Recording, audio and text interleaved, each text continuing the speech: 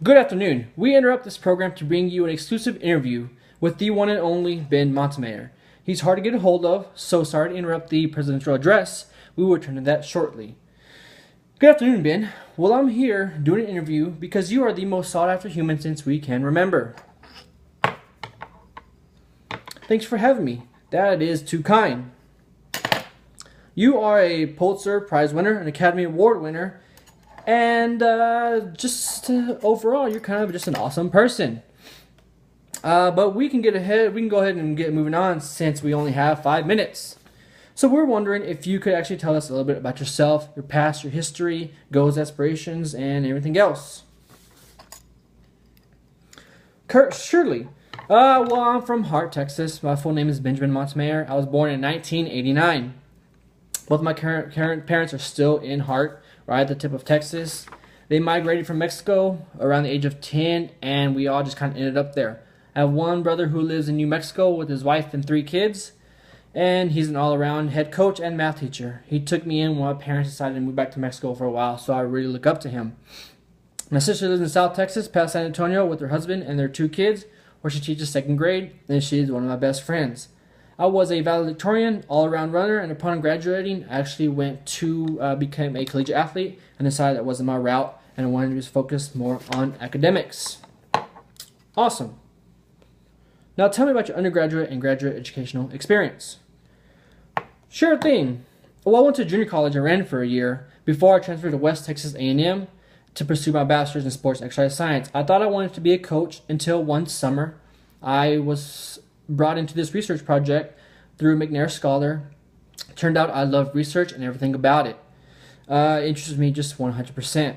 Oklahoma State offers a very nice incentives for those who pursue a master's degree there, a graduate degree there, and is a McNair Scholar. So I actually went there and got my master's in health and human performance and became a teacher's assistant for health and wellness. Got my master's in science and health promotion, and I thought that was the end of it. Well, what kind of professional experiences might you be able to share as far as health-related fields go? Well, all of my experiences in health-related fields is just in the research field.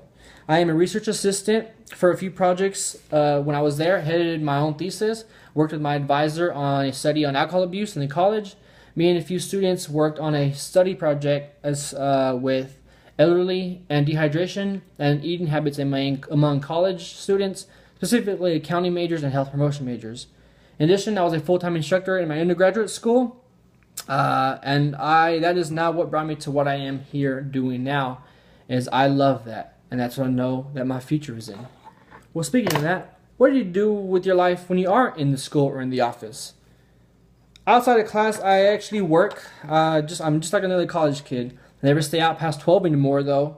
Get up at 8, try to eat nice throughout the day, just try to sleep and recover or get ready for the week.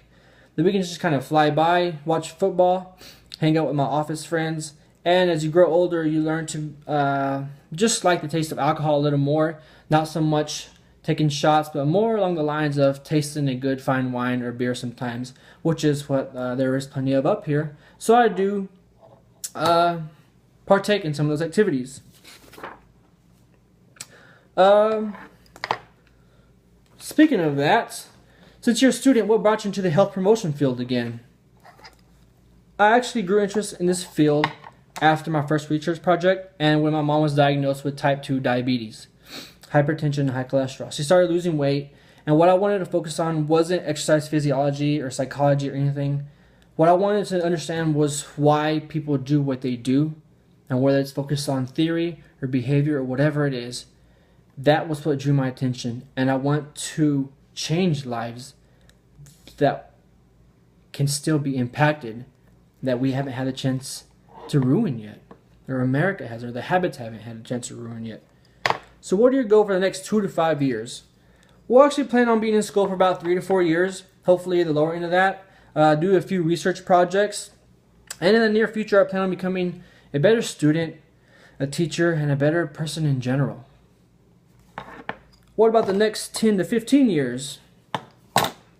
Well, as mentioned earlier, the whole reason I came back to school was because I truly love my job as an instructor, and I knew it's what I wanted to do for the rest of my life. Knowing that you instill that knowledge into someone's brain and they understand it is the best part about being a professor. So the next 10 to 15 years, hope to become associate professor at some university, hopefully on a tenured track or tenured already. It's a different field, is teaching stuff, because when you think you're stopping, you're just starting all over again. And of course, at least having a few kids, a wife, a house, dog, picket fence, all the good stuff. Well, Ben, that is all I have for you. I'm glad we caught up on you on your world tour. Anything you want to add before it's over? Hey, the pleasure was all mine. I just like to add one more thing. If you truly believe you can do something, it doesn't matter where you come from or your heritage or what's surrounding you. If you surround yourself with the right people and the right environment and you do the right things, good things can happen. Thank you.